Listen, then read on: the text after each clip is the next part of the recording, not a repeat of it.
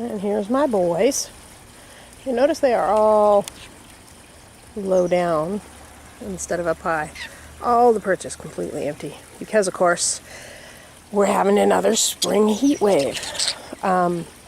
These temperatures are crazy. Last year, though, we had a heat wave the last week of May that took us all the way up to 107 degrees, which is a temperature that's kind of unheard of around here, especially in late spring. I mean, in July, August, we'll get up to 100, 102, that kind of thing, but in May, that's crazy. So we're having another springtime heat wave. This time we're only up to 95, 96 degrees. And as usual, I'm looking for ways to help keep my birds stay cool. Now, one of the things that I found out last year is that these birds have an internal body temperature of around 104 to 105 degrees. And what that means is that they can tolerate heat way better than we can. Because when you start getting into trouble is when the outside temperature gets hotter than your body temperature and you can't find a way to cool off. So it makes sense, since these are desert birds, dry, hot seasons being abounding in Australia, that they would be well adapted to heat. So one of the things I'm doing this year is trying to find out, will they breed successfully in summertime?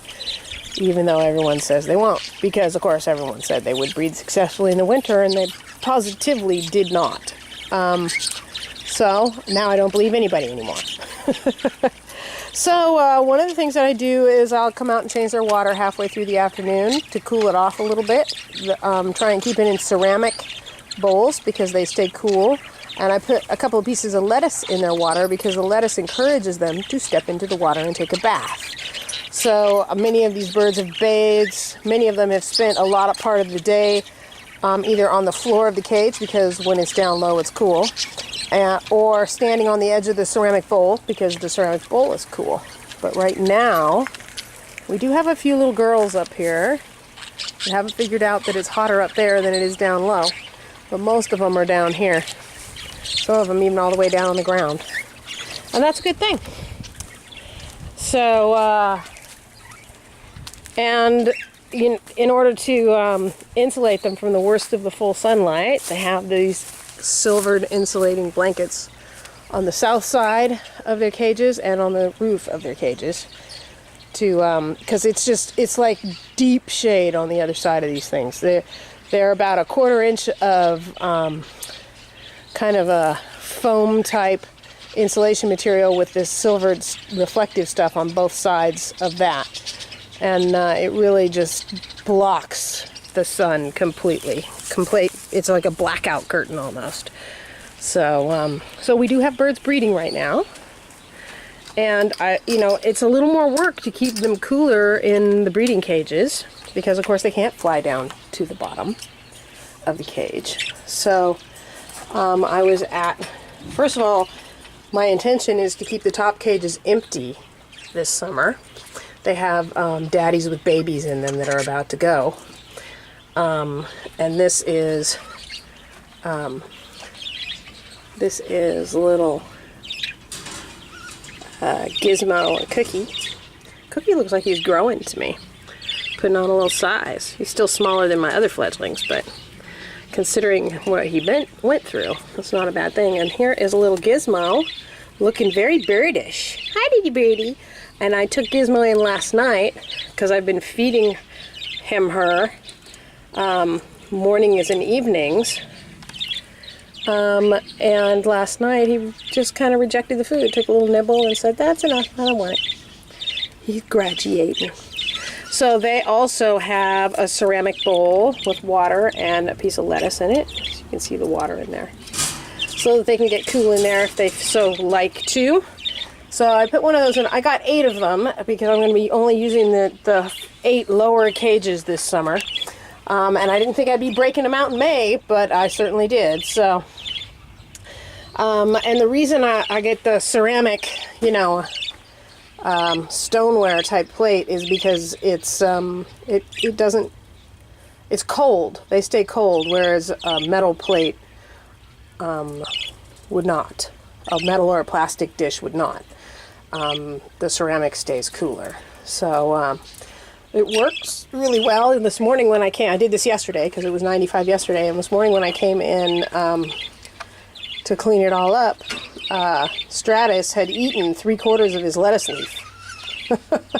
So apparently those babies got their vegetables yesterday. So there's Kobe, and the hens have been spending a lot of time out of the boxes because of course they certainly don't need to keep their babies warm. Let's open it up and see what's happening in here. These two, uh-oh, that might be a baby that needs to get banded. Let me take a look at him. Oh no, he's still got little baby feet. He's okay. That's okay. But another day or two, he'll be ready to go. And I should probably take those eggs out pretty soon too. And I saw Luscious in here sitting in the box earlier, but of course it got too hot, so she had to come out this afternoon. And these little guys are doing nicely. There's a little Tweedledee here.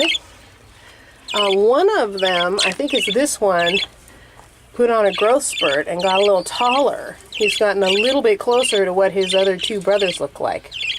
So it's going to be interesting to see how much of the missed growth they can make up once they finally graduate and are eating on their own.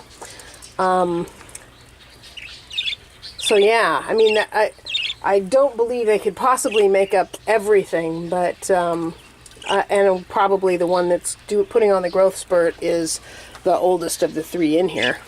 This little guy over here that's still hollering is the youngest and very, very small.